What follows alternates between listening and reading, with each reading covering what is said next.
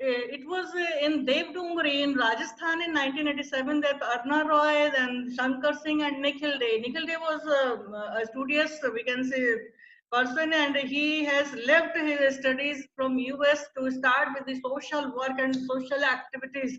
And he came to join this MKSS, this is Mazdoor Kisan Sangathan, Shakti Sangathan, movements and dharnas regarding right to information. They started working on that and they continued for that for years together. And it was only when there was a report published in the newspaper by two journalists, Harsh Mandar and Abha Singh, and that was made public. And after that, we can say first ray of hope was seen in the name of this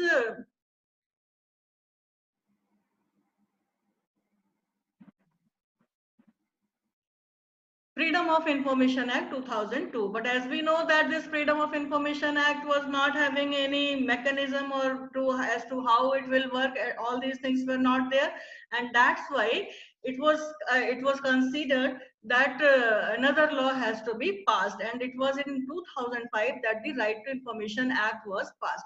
But before the passing of this Right to Information Act, the Supreme Court didn't stop working or interpreting Article 19(1)(a) so as to include freedom of speech and expression, and that's why after this SP Gupta case in 1981, another case was decided by the Supreme Court in Secretary Ministry of Information and Broadcasting versus Cricket Association of Bengal. It was of 1995 judgment, and you may be aware of the facts of this case, wherein the producer or the organizer, he has filed a petition that it is his choice that from which person or which authority he wants to make it a public. That is, the cricket match was to be shown on the television and all this, and that he has given this power or to the a foreign person, foreign agency.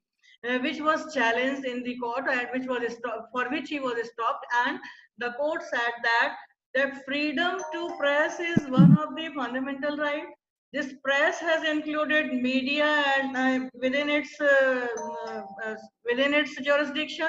And when we say that freedom of press is an expansion of freedom of speech and expression, then simply by giving this right to the press would not be suffice until and unless that press is to be circulated to communicate to the person concerned.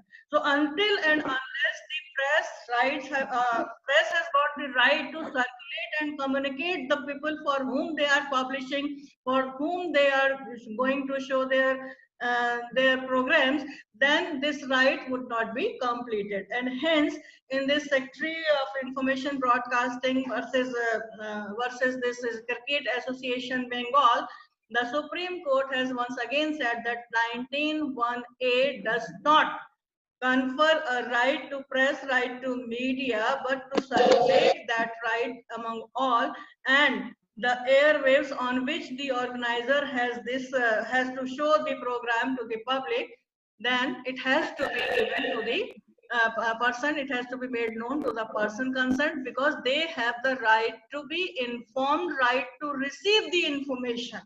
It is not only right to impart the information, it is the right to receive the information. So all these must go, and therefore 19(1)(a) has been further expanded by the Supreme Court, in this case by Justice Bhagwati once again.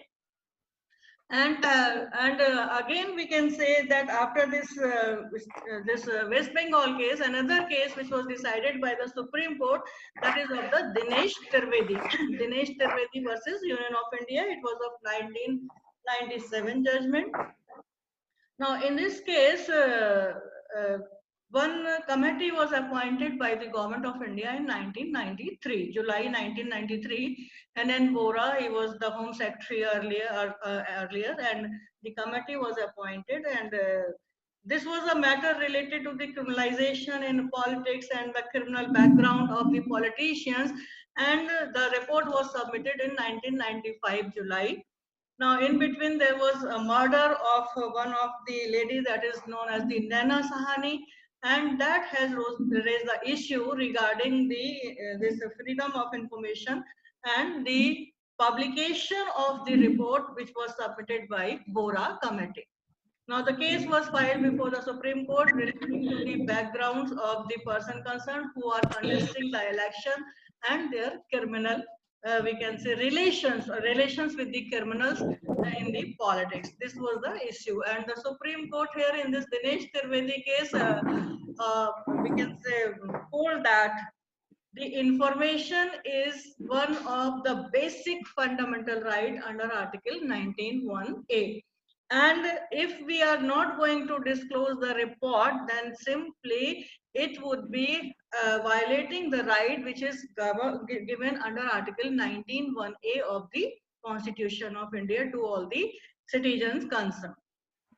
And very good, we can say, this quotation was also there, that this is the oxygen, information is the oxygen for the society. If the society would be misinformed, non-informed, or wrongly informed, then this would not going to be governed with the social issues, and therefore this particularly this right to information is a part of the fundamental right under Article 19(1) of the Constitution of India. So Dinesh Trivedi was the case wherein the court said that this information is the oxygen for a democracy, and this is also work as a disinfectant. This information, because it can reduce the corruption, it can reduce the criminalization in politics. Until and unless the public is known about all the things, then these things would be done in a secret manner, in a confidential manner, which is not to be there in a democratic nation. And that's why Dinesh Trivedi is considered to be one of the very important case for the purpose of right to information. This was of 1997. Now, after this judgment, the Supreme Court has further extended as to what is the right to information. It is only for the citizens, or it has been expanded to some other persons also. Now, as we all know that the citizen is a voter also. And right to freedom of speech and expression, how come a voter can be said to have the right to know under Article 19(1)(a), and this has been done by the Delhi High Court for the very first time in 2002. The case was Association for Democratic Rights versus Union of India. This was the first case wherein the High Court of Delhi said that a voter has a right to know the antecedents of the public. The voter has a right to know the antecedents of the person who is contesting the election, because until and unless the voter would be aware of the antecedents of the person who is contesting the election, then he cannot express himself. Now, what is the expression then? So simply the court said that voter has a right to speech and expression, being a citizen, and he expresses himself through the ballot.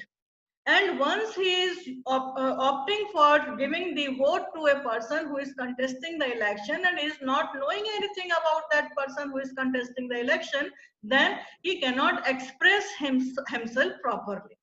So it is required that a person who is electing, who is contesting the election, his whereabouts must be known to the person who is voting. And if he is not having the knowledge about the person, then he cannot use his freedom of speech and expression by giving the vote in favor of contestant 1 or 2, as the case may be. So the High Court in this case has given certain guidelines and directions that these things should be there.